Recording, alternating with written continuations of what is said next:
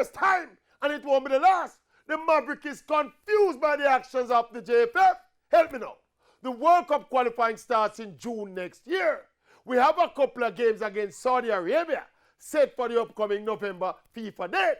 So we expected the World Cup squad to be assembled and to get some game time. Because after this, there is just one more FIFA date before the qualifiers begin. In all of this, football lockdown in Jamaica since March. So no football has been played for the past 8 months. And what does JFF do?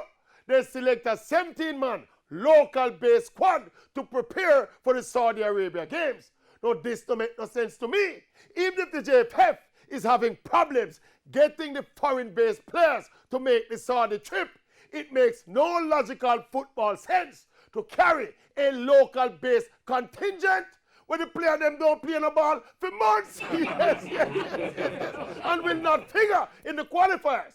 If we cannot get our first-string players at this point, then these games make no sense. Unless it's a straight hustling, make a money game.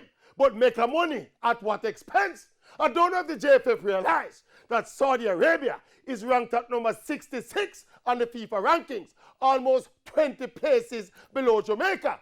If we lose these 2 games and lose them badly, kiss our top 50 ranking goodbye. Yes. So while these games might make a few dollars for the JFF, it makes 0 cents for Jamaica's football. Yes, 0. See that? 0 cents. It makes nonsense.